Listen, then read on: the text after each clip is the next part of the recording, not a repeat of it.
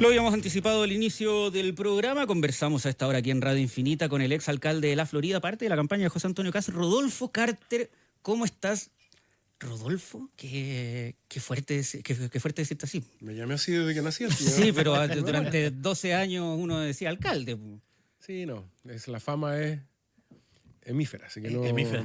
¿Cómo estás, Rodolfo? Buenas tardes. ¿Cómo estás, Rodolfo? Muy bien, Buenas tardes. Oye, no, muchas gracias por la invitación. Me levanté exclusivamente de la cama porque estoy pedido por el médico. Estoy con una bronquitis como la mitad de Chile. Bueno, en todo caso. Oye, sí, Así que me vine a compartir con ustedes las noticias que yo sé que me van a preguntar.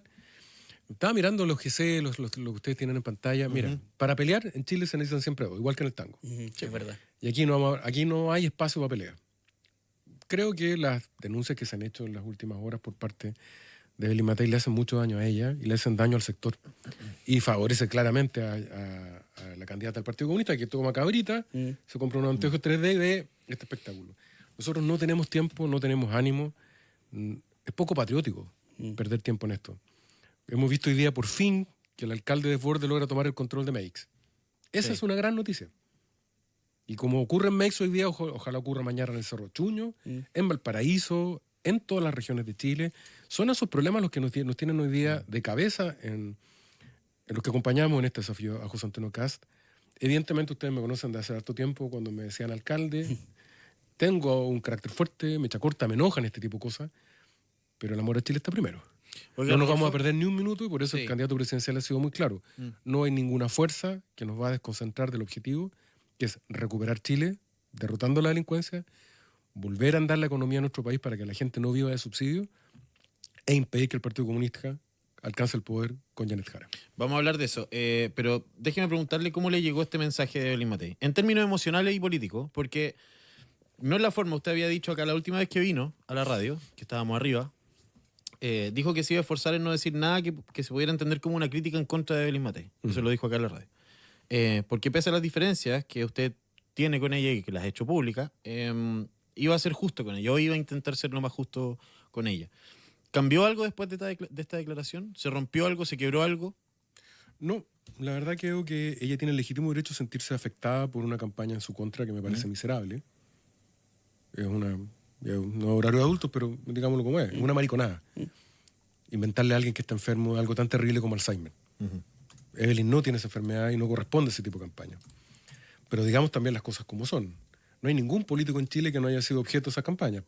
Yo debo estar entre el top 5, probablemente, en cantidad de infamias, descalificaciones, calumnias, incluso por gente que acompaña a Evelyn en su campaña, que se ha permitido decir cosas feroces respecto a mí, y no se me ha ocurrido presentar una querella porque entiendo que hoy día la unidad es el único camino que tenemos.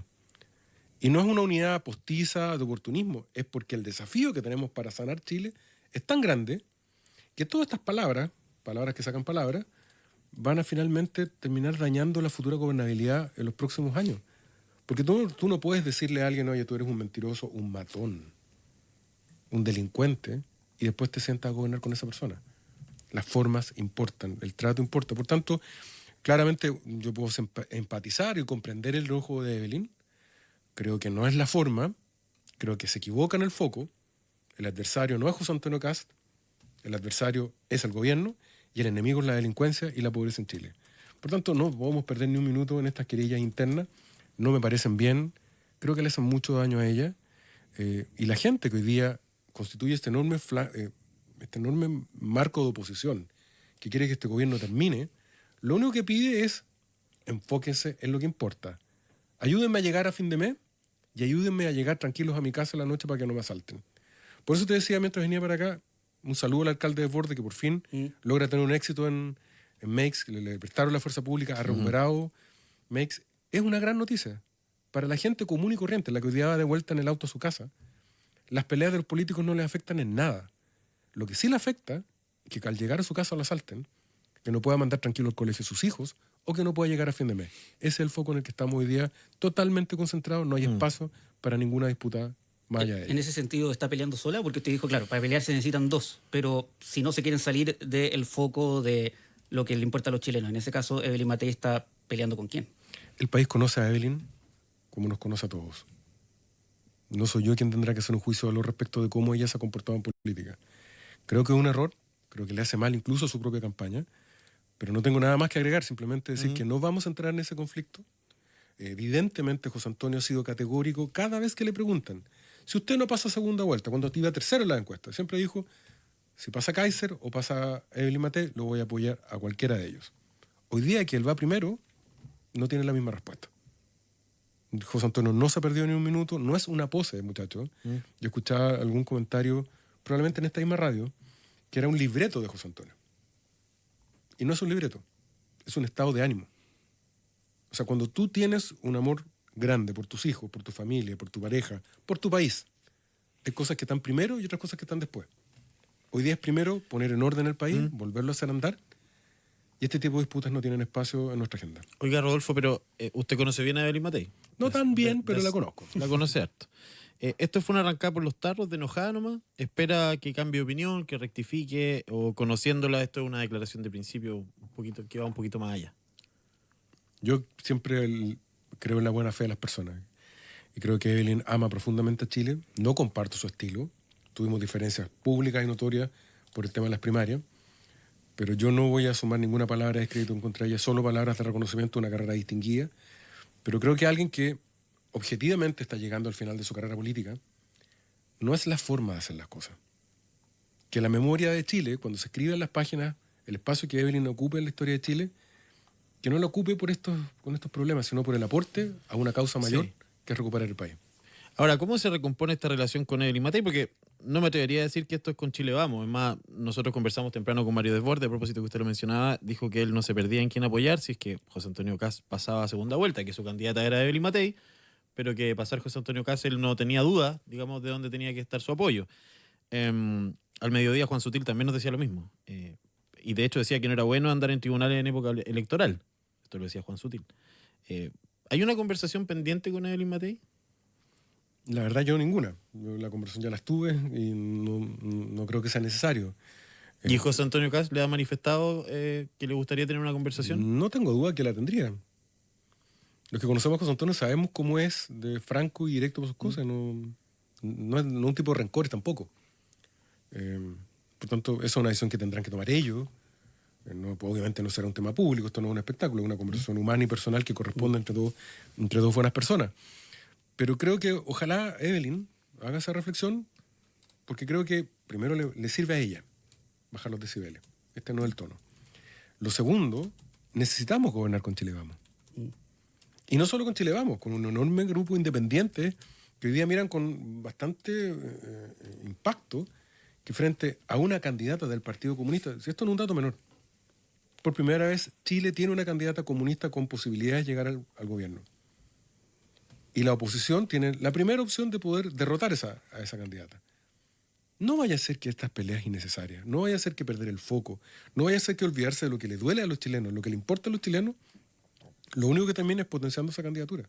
Yo no me pierdo ni un minuto, y por eso te hablaba de que esto no es una pose, no es un estado de ánimo impostado de no tener conflicto, de un cálculo frío, de no entremos en conflicto. No, es que el objetivo es otro.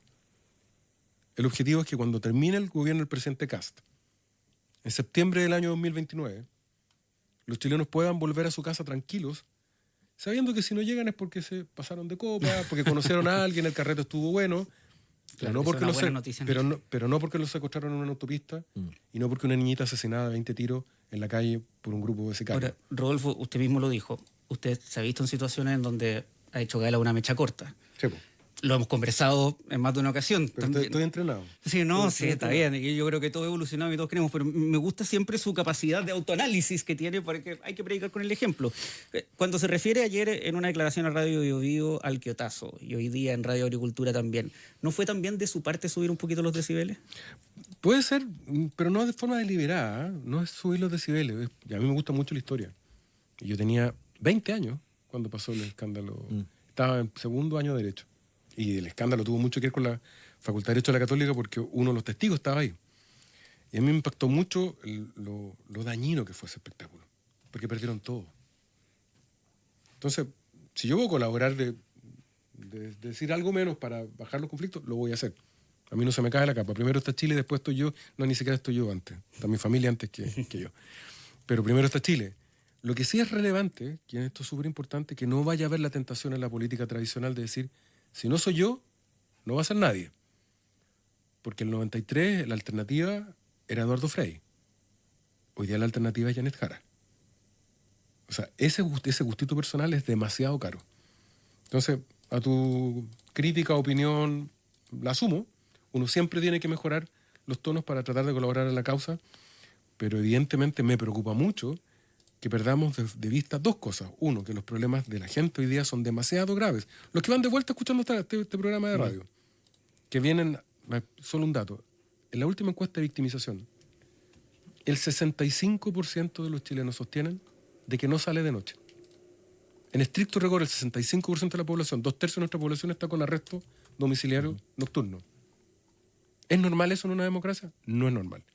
Ese es el foco de lo que tenemos que derrotar. Que la gente vuelva a salir tranquila en la noche a carretear, a ver a su familia, a hacer lo que quiera. Y no vivir con miedo. Nos robaron nuestra forma de vida. Ese es el foco. Esos son los problemas. O bien, como llega a fin de mes una familia de clase media, o un gallo joven como tú. Está por ahí nomás. Pero, ¿cuánto cuesta hoy día comprar un departamento? Uf, imposible. Imposible. Bueno, le hemos negado la propiedad a cientos de miles de cabros jóvenes que están trabajando, sacan la cresta y no llegan a fin de mes. Ahí hay un desafío en nuestra economía. Esos dos temas son los que nos preocupan. Todo lo otro, de verdad, no tiene espacio. Ahora, las diferencias entre un mismo sector eventualmente pueden tener consecuencias, y a propósito de la historia, eso es un buen ejemplo. ¿Cómo a su juicio el 93, cuando usted todavía no había entrado en la política, eso terminó dañando al sector de la derecha? Sí, lo dañó. Yo creo que hay un aprendizaje que hacer. Hay que madurar claramente, y por eso yo a veces cito historia, y hay gente que se incomoda porque dice, no, que está metiendo el dedo en la herida. No es eso. Creo que todos tenemos que aprender de nuestra historia colectiva. De una derecha muy encapsulada en el poder, que nunca fue más del 25-30%, a una derecha que ha ido creciendo sistemáticamente con el aporte de mucha gente para convertirse en un sector que puede llegar a ser una mayoría social sobre el 50%. Para llegar a hacer eso, tú tienes que ponerte en el lugar de la gente. Y no en las peleas de unas castas, de unos grupos de poder, que se miran el ombligo todo el día, que piensan en su ego, en su carrera personal. Hoy día los chilenos nos están diciendo, mire, quiero libertad, quiero progreso y quiero seguridad. Y un gran aprendizaje que todos deberíamos haber anotado en algún librito es lo que le pasó a Boric. Boric llegó sobre millones de votos de gente que lo eligió con la mayor votación de la historia de Chile por un presidente. Y él leyó mal el escenario y dijo, voy a imponer mi agenda. Y se fue con un portazo del 62% en el rechazo. El mayor talento de un presidente, y en eso José Antonio Kast está muy concentrado, es entender lo que su país le está pidiendo.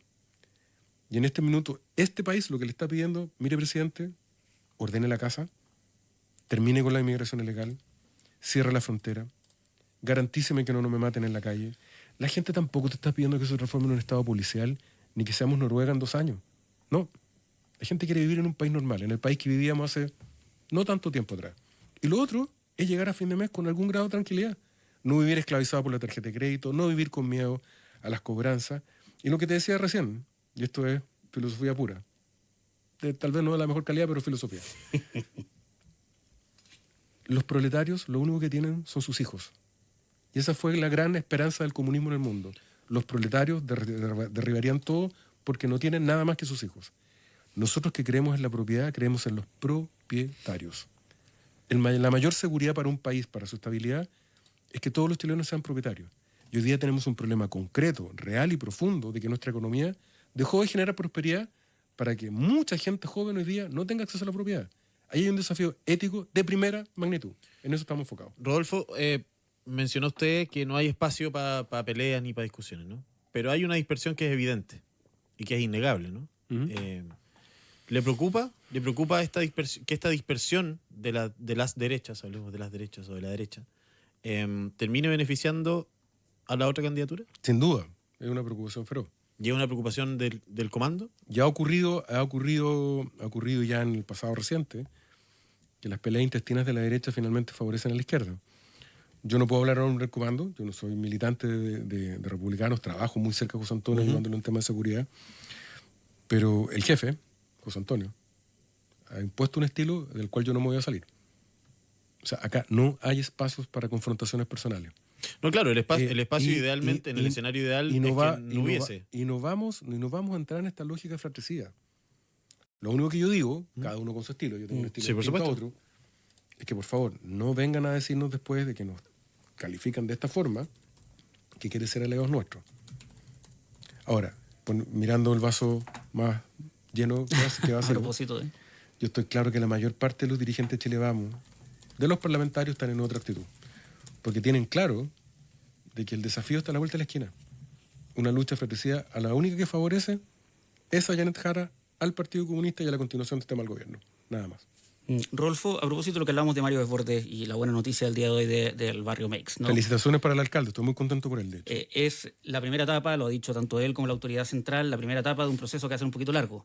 Y quiero transmitir una duda que tenía con un compañero hace un ratito fuera de micrófono que decía, oiga, ¿y por qué no simplemente se saca de inmediato todos los toldos azules? Se hace el uso de la fuerza del Estado y se saca a todas las personas ilegales. ¿Qué tan compleja es la tarea? Porque hay una, mira, hace muchos años atrás, y te agradezco la pregunta porque es parte de los planes de seguridad en que estamos trabajando. La semana antepasada se presentó el plan de barrido total del comercio ambulante por parte del comando José Antonio Caz. Y uno de los puntos esenciales es la disposición de los bienes que se requisan. Hoy día cuando tú requisas bienes, entras en un tobogán de resoluciones judiciales que al final, si tú los botas a la basura, puedes cometer un delito. O sea, la Municipalidad de Santiago toma los bienes de estos personajes y los dispone y los tira a un vertedero, podría terminar cometiendo un delito por una suerte de robo. Aquí requiere una modificación legal de modo tal que puedan ser destruidos de inmediato. El comiso, que es el término técnico concreto, tiene que ser inmediato. Se decomisa y se destruye. De modo tal que esta industria que deja, mira la cifra, ¿eh? El comercio ambulante en Chile aproximadamente vale al año 3.500 millones de dólares. ¿Te puedes pensar la cantidad de plata que es esa? Porque el comercio ambulante dejó hace mucho rato de ser un señor humilde que vende sus cositas para poder llegar a fin de mes. Hay una verdadera línea de producción entre el que importa ilegalmente, entran muchas veces por frontera de modo ilegal, productos falsificados y robados, financiados por droga, con apuestas, prostitución, una cantidad importante de ilícitos que además terminan controlando el espacio público e impidiendo a la gente el hacer uso de la calle. Bueno, este es uno de los ejes del plan cancerbero, que es el control de las cárceles. Se acabó el recreo en las cárceles. Las cárceles son un lugar para cumplir condenas y no para seguir cometiendo delitos como ocurre hoy, que es lo que acabamos de anunciar el día lunes. Y el anterior era terminar de una vez por todas con el comercio ambulante. Y te doy una, no sé si es una joyita, pero viene dentro de poco el plan de recuperación de nuestras ciudades. Porque mira, mientras más humilde sea una persona, menos posibilidad de espacio público tiene en su espacio privado en su casa tiene. En castellano simple. Alguien que tiene alto ingreso probablemente vive en un condominio con arte área verde, con un jardín o un patio en su casa. Pero la enorme mayoría de los chilenos que viven un trabajo modesto, el patio de su casa es el paradero de la micro, es el pasaje, es la plaza.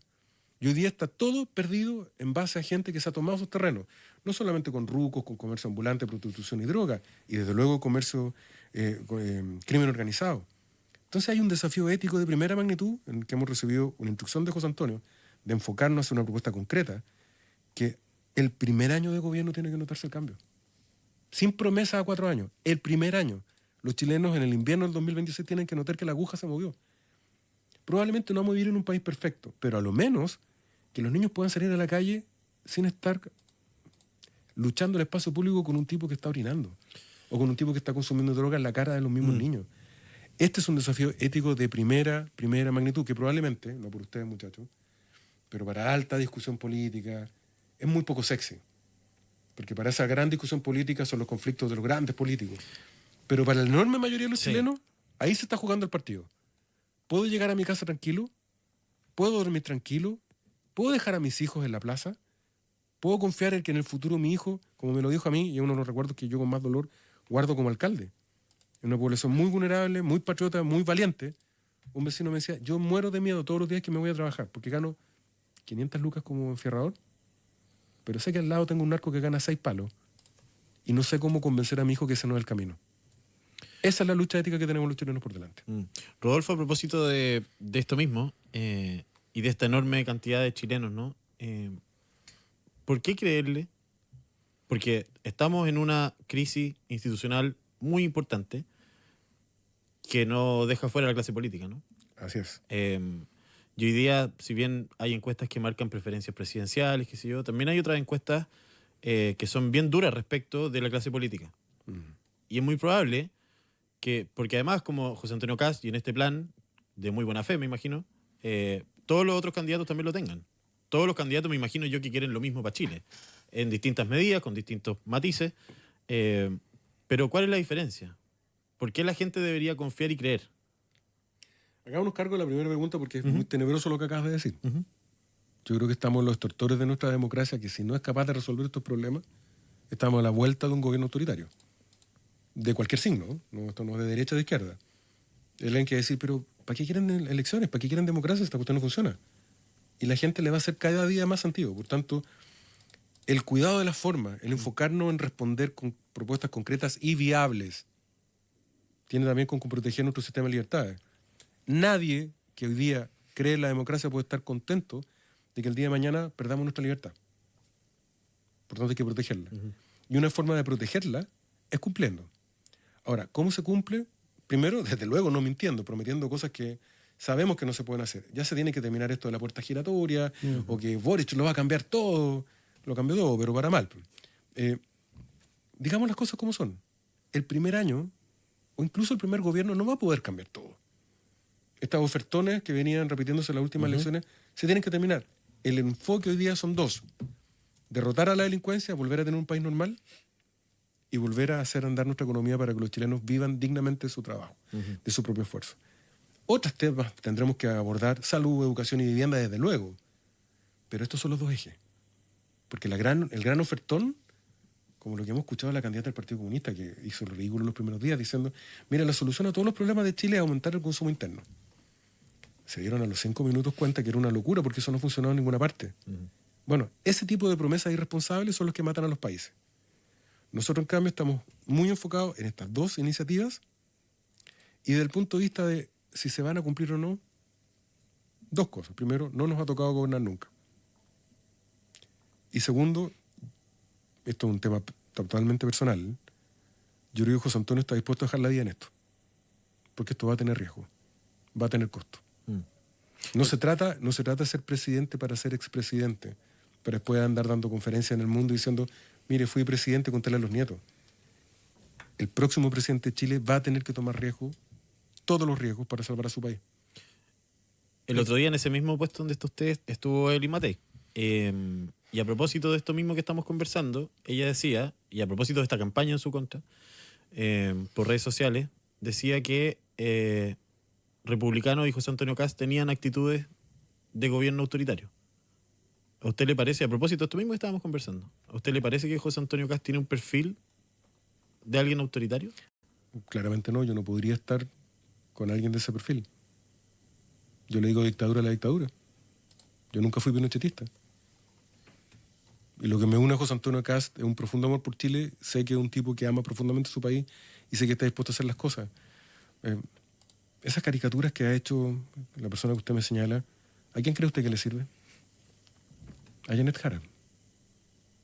Yo no voy a comentar una bajeza de esa naturaleza. Rodolfo, antes de que se nos vaya el tiempo, quiero hacer gala de su capacidad de autoanálisis. También, aunque esta pregunta es fácil sacársela, pero se la voy a hacer igual. A ver. ¿Dónde piensa o dónde ha analizado, si es que lo ha pensado Rodolfo Carter, que sirve más al país en un eventual gobierno de José Antonio Kast? ¿Como ministro o como parlamentario? Es algo que no está resuelto. Te voy a contestar como lo suelo hacer siempre, con total franqueza. A mí me gustan más los cargos ejecutivos que los cargos parlamentarios. Por una deformación ya casi profesional. Cuando tú has estado en el vértigo del alcalde, y le mando un enorme saludo a Daniel Reyes, a mi amigo, al mejor alcalde que los florianos pueden haber elegido. Yo muchas veces me despierto y digo, ya, ¿qué tengo que hacer ahora? Y ya se me olvida que ya no soy alcalde. Ahora tienen el mejor alcalde, Daniel Reyes.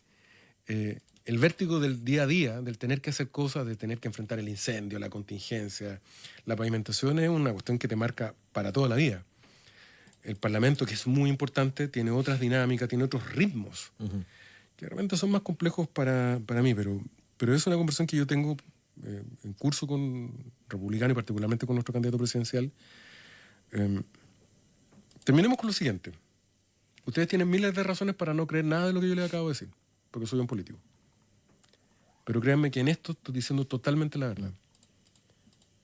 yo soy un hombre profundamente feliz al haber sido papá. Y cuando yo me muera, yo espero que mis hijos recuerden a su papá como un tipo que en este minuto de su vida hizo lo que tenía que hacer y pensó en Chile antes que en el mismo. En el lugar que me toque servir, ahí estaremos. Rodolfo Carter, exalcalde de la Florida, parte de la campaña de José Antonio Cast. Muchas gracias por haber venido a conversar. Oye, Pues está difícil el premio al mejor alcalde de hoy día, porque Desbordes limpió Macy y se agarró la palusa en un puro día. Está bien, un gran abrazo. Yo de verdad rezo por el alcalde de Santiago, cualquiera sea, Cualquiera, salvo el anterior que no creía en Dios, pero bueno, es muy difícil el cargo de alcalde de Santiago, pero ojalá pueda mantener el control del orden público en Meix, porque es una señal, el corazón de Chile. Sí, pues. No podemos ser gobernados por el desorden como está ocurriendo en Meix. Gracias, Rodolfo. Que esté muy bien. Muchas gracias, Rodolfo. Son las 6:33.